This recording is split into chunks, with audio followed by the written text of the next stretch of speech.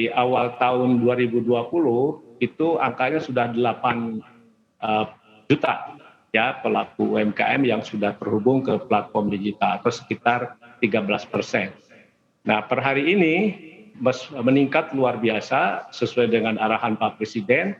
Waktu itu supaya ada pertambahan 2 juta, malah kita lampaui. Sekarang sudah 12 juta ya pelaku UMKM yang onboarding di platform digital. Jadi saya kira ini sudah cukup baik. Walaupun sebenarnya ini masih relatif kecil. Ya, dialog kami dengan teman-teman IDEA yang asosiasi dari platform digital, ada tren yang cukup baik, yaitu kebutuhan platform digital di daerah, terutama untuk produk-produk groceries ya yang selama ini mereka sekarang buka atau onboardingnya di platform nasional, padahal sebenarnya ini dibutuhkan di tingkat lokal. Ini saya kira akan semakin banyak lagi nanti UMKM akan masuk ke platform digital, karena tidak semua ya UMKM itu bisa masuk ke platform digital, apalagi dalam pasar yang sangat besar.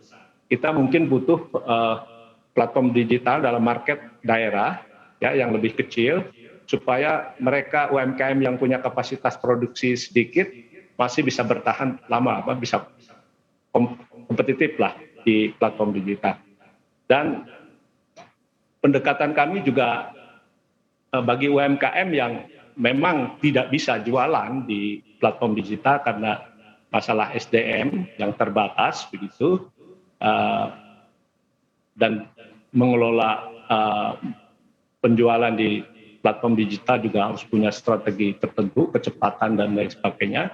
Maka sebenarnya seperti dalam pengalaman Alibaba, justru peran reseller ya misalnya dari kalangan anak-anak mahasiswa atau mereka pegawai-pegawai di pemerintahan, di swasta, bisa ikut juga membantu menjual produk-produk UMKM di media sosial atau di platform digital. Ini juga saya kira penting dimanfaatkan para reseller ini.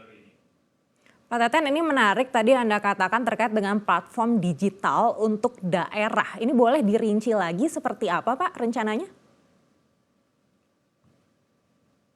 Misalnya selama pandemi COVID telah muncul juga ada 30 inisiatif ya inovasi aplikasi digital yang dikembangkan oleh anak-anak muda kita yang kreatif. Misalnya untuk menolong platform digital untuk membantu warteg-warteg, warung-warung nasi yang selama pandemi itu kemarin tidak bisa jualan ya karena penerapan social distancing. Nah, sekarang ada platform digital yang bisa membantu para warteg, warung-warung nasi kecil bisa jualan lewat online.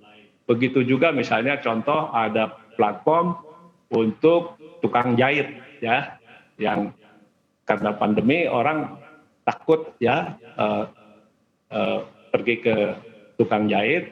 Nah, itu juga lewat ada platform jahit. Ada juga yang lebih spesifik misalnya produk untuk khusus untuk perempuan dan lain sebagainya.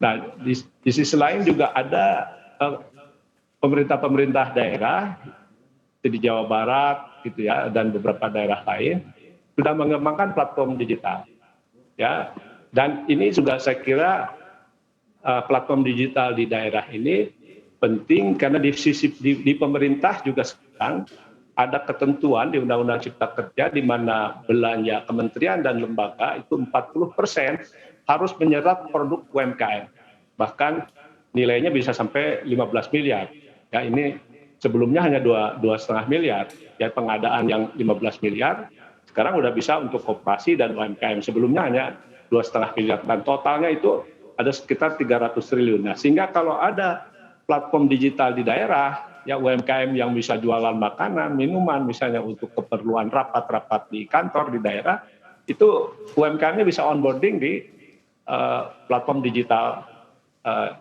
daerah itu. Nah, karena semua pengadaan yang saya sebut tadi itu sekarang lewat LKPP secara elektronik juga.